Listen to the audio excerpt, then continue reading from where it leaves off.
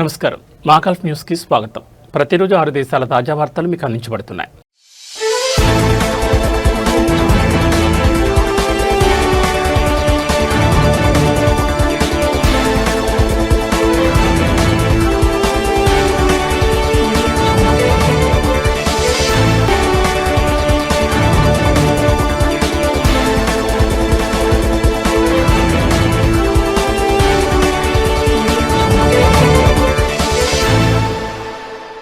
కొత్త విద్యా సంవత్సరం ప్రారంభం కానున్న నేపథ్యంలో విద్యార్థుల స్కూల్ బ్యాక్ ప్యాక్ల ఎంపిక, వినియోగంపై ఖతార్ ప్రజారోగ్య మంత్రిత్వ శాఖ కీలక సూచనలు జారీ చేసింది. పిల్లల శరీరాకృతికి, వయసుకు తగిన బ్యాగ్ని ఎంచుకోవడంతో పాటు దాన్ని సరిగ్గా ధరించడం ద్వారా వెన్ను, భుజాలపై అనవసర ఒత్తిడిని నివారించవచ్చని తెలిపింది. తగిన బ్యాక్ ప్యాక్ని ఎంపిక చేయకపోవడం లేదా తప్పుగా ఉపయోగించడం వల్ల పిల్లల్లో వెన్నునొప్పి, స్పైనల్ కర్వీచర్ వంటి సమస్యలు తలెత్తే అవకాశం ఉందని మంత్రిత్వ శాఖ హెచ్చరించింది. ప్రతిరోజు పుస్తకాలు, స్టేషనరీ, ఇతర సామగ్రిని మోసుకెళ్లాల్సి ఉండడంతో సరైన బ్యాగ్ని ఎంచుకోవడం ముఖ్యమని పేర్కొంది. MOPH ఆన్లైన్లో ప్రచురించిన మార్గదర్శకాల ప్రకారం స్కూల్ బ్యాగ్ మన్నికైన, నాణ్యమైన, నీటిని నిరోధించే, సులభంగా శుభ్రం చేసుకునే మెటీరియల్తో తయారై ఉండాలి. ముఖ్యంగా బ్యాగ్ తేలిగ్గా ఉండాలి. అది విద్యార్థి శరీర బరువులో 10 నుంచి 15% మించకూడదు. వెన్నెముకకు రక్షణ కల్పించేలా బ్యాగ్ వెనుక భాగంలో మందమైన ప్యాడింగ్ ఉండాలి. భుజాలపై ఒత్తిడి తగ్గించేందుకు వెడల్పుగా మెత్తటి ప్యాడింగ్ ఉన్న స్ట్రాప్లు ఉండాలని సూచించింది. వీటికి అనుసంధానమైన వేస్ట్ బెల్ట్ ఉంటే బ్యాగ్ బరువును శరీరమంతటా సమానంగా పంచేందుకు సహాయపడుతుందని తెలిపింది. అలాగే బ్యాగ్లో పుస్తకాలు, ఇతర సామగ్రిని సక్రమంగా సర్దుకునేందుకు పలు కంపార్ట్మెంట్లు ఉండాలని మంత్రిత్వ శాఖ సూచించింది. దీంతో బరువు సమతుల్యంగా ఉండడంతో పాటు అవసరమైన వస్తువులను సులభంగా తీసుకోవచ్చని తెలిపింది. బ్యాగ్ పరిమాణం కూడా కీలకమేనని, అది మెడకు కొద్దిగా దిగువ నుంచి నడుం భాగంలోని వెన్ను వంపు పైభాగం వరకు ఉండేలా చూసుకోవాలని సూచించింది. చక్రాలతో కూడిన బ్యాక్ ప్యాక్లను ఎంచుకునే కుటుంబాలు పెద్ద చక్రాలు, పిల్లల ఎత్తుకు అనుగుణంగా సర్దుబాటు చేసుకునే హ్యాండిల్ ఉన్న మోడల్ను ఎంచుకోవాలని సూచించింది. విద్యార్థులు బ్యాక్ ప్యాక్ను ఎక్కువసేపు ధరించకుండా ఆ రోజు అవసరమైన వస్తువులను మాత్రమే తీసుకెళ్లాలని తెలిపింది. పదునైన లేదా అసాధారణ ఆకారంలో ఉన్న వస్తువులను బ్యాగ్ వెనుక భాగానికి ఆనకుండా జాగ్రత్త పడాలని పేర్కొంది. పిల్లల వయసు, శరీర బరువుకు సరిపోయే బ్యాగ్ని ఎంపిక చేయడంలో తల్లిదండ్రులు సహాయం చేయాలని మంత్రిత్వ శాఖ సూచించింది. ప్రతిరోజు పాఠశాల టైం టేబుల్కు అనుగుణంగా బ్యాగ్లోని వస్తువులను తల్లిదండ్రులు పరిశీలించాలని తెలిపింది. పిల్లల్లో భుజాలు అసమానంగా కనిపించడం, వెన్ను వంగిపోవడం, నడుస్తున్నప్పుడు బ్యాలెన్స్ కాపాడుకోవడంలో ఇబ్బంది లేదా తరచూ వెన్నునొప్పి గురించి ఫిర్యాదు చేయడం వంటి లక్షణాలు కనిపిస్తే వైద్యులను సంప్రదించాలని MOPH సూచించింది.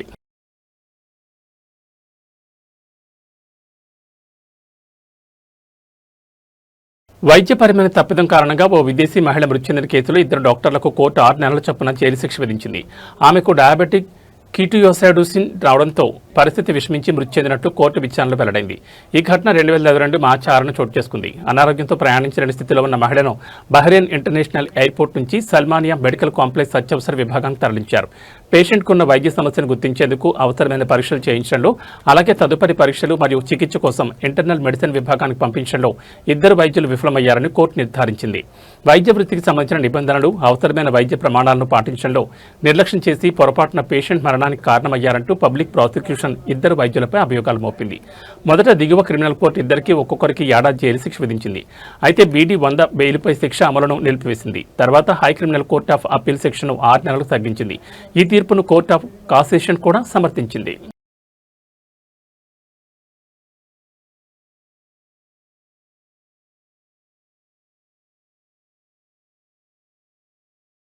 ఫస్ట్ క్లాస్, బిజినెస్ క్లాస్లో బుక్ చేసుకున్న ప్రయాణికుల టికెట్లను ఎకానమీ క్లాస్కు మారుస్తున్నారన్న వార్తలను కువైట్ ఎయిర్వేస్ ఖండించింది.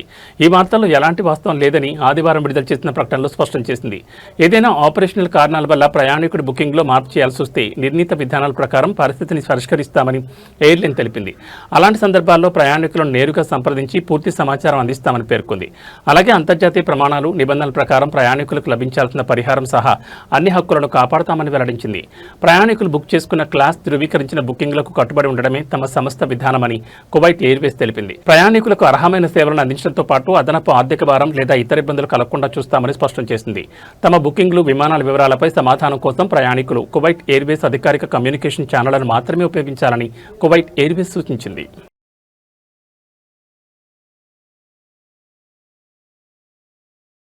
ఒమన్ పౌరులకు బోట్స్వానా ప్రయాణం మరింత సులభతరం కానుంది.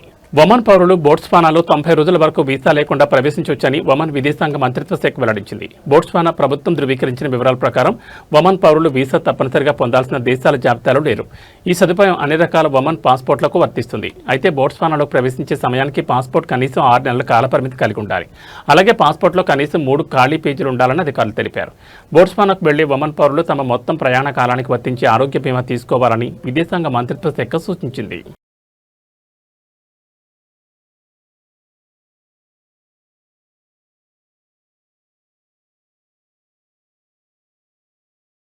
సౌదీ అరేబియాలో భారత రాయబారి విపుల్ ఇటీవల Prince Saud Al Faisal Institute for Diplomatic Studies director general doctor Mushabab bin Ayed Al కహంతానీని కలిశారు.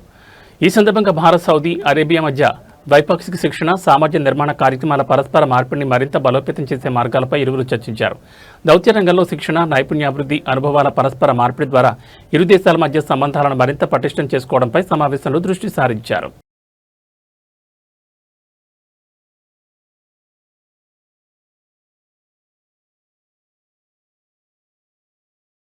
వాహన యజమానులు తమ ట్రాఫిక్ రికార్డులను క్రమం తప్పకుండా పరిశీలించి పేరుకుపోయిన జరిమానాలను వెంటనే చెల్లించాలని దుబాయ్ పోలీసులు సూచించారు. జరిమానాలు నిర్లక్ష్యం చేస్తే వాహనం సీజ్, చట్టపరమైన చర్యలు, అదనపు ఆర్థిక భారం, వాహన సంబంధిత లావాదేవీలు నిలిపివేత వంటి పరిణామాలు ఎదుర్కోవాల్సి ఉంటుందని హెచ్చరించారు. Dubai police General Department of Traffic director brigadier Juma Salim bin Subaidan ఈ ఏడాది తొలి 6 నెలల్లో ట్రాఫిక్ ఉల్లంఘనల పర్యవేక్షణ విభాగం నిర్వహించిన తనిఖీల్లో పేరుకుపోయిన ట్రాఫిక్ జరిమానాలు ఉన్న 497 వాహనాలను సీజ్ చేసినట్లు బ్రిగేడియర్ జుమా తెలిపారు. కొన్ని వాహనాలపై 10,000 దిర్హాములకు పైగా జరిమానాలున్నాయని, పలువురు యజమానులు ఏళ్ల తరబడి తమ వాహన రిజిస్ట్రేషన్ కూడా రెన్యూ చేయలేదని వెల్లడించారు. జరిమానాలు చెల్లించకుండా ఉండడం, వాహన రిజిస్ట్రేషన్ పునరుద్ధరించకపోవడం బాధ్యత రాహిత్యానికి నిదర్శనమని ఆయన అన్నారు. రిజిస్ట్రేషన్ లేని వాహనాన్ని నడపడం డ్రైవర్తో పాటు ఇతర రోడ్డు వినియోగదారుల భద్రతకు కూడా ప్రమాదకరమని హెచ్చరించారు. ట్రాఫిక్ జరిమానాలు కేవలం డబ్బు వసూలు చేసేందుకు విధించే శిక్షలు కాదని దుబాయ్ పోలీసులు స్పష్టం చేశారు. ప్రమాదకర డ్రైవింగ్ నిరోధించడం, పదే నిబంధనలు ఉల్లంఘించే వారిని నియంత్రించడం, ట్రాఫిక్ చట్టాలను పాటించేలా చేయడం కూడా వాటి ప్రధాన ఉద్దేశమని తెలిపారు. తరచూ ట్రాఫిక్ ఉల్లంఘనలకు పాల్పడడం వల్ల ప్రమాదాలు, ప్రాణనష్టం, గాయాలు, ఆస్తి నష్టం వంటి తీవ్ర పరిణామాలు సంభవించే అవకాశం ఉందని అధికారులు హెచ్చరించారు. జరిమానాలు, పేరుకుపోయిన లేదా చట్టపరమైన చర్యలకు గురైన వాహనాలను గుర్తించేందుకు దుబాయ్ పోలీసులు ఆధునిక స్మార్ట్ టెక్నాలజీ వ్యవస్థలను ఉపయోగిస్తున్నారు. రోడ్లపై మాత్రమే కాకుండా పార్కింగ్ ప్రాంతాలు, బహిరంగ ప్రదేశాల్లో ఉన్న వాహనాలను కూడా ఈ సాంకేతిక వ్యవస్థల ద్వారా గుర్తించి చర్యలు తీసుకుంటున్నారు. అయితే వాహనాన్ని సీజ్ చేయడానికి లేదా చట్టపరమైన చర్యలు తీసుకునే ముందు యజమానులను ఫోన్ కాల్స్, SMS, ఈమెయిల్స్ ద్వారా సంప్రదించి జరిమానాలు చెల్లించాలని, రిజిస్ట్రేషన్ రెన్యూ చేసుకోవాలని పోలీసులు సూచిస్తున్నారని బ్రిగేడియర్ జుమా తెలిపారు.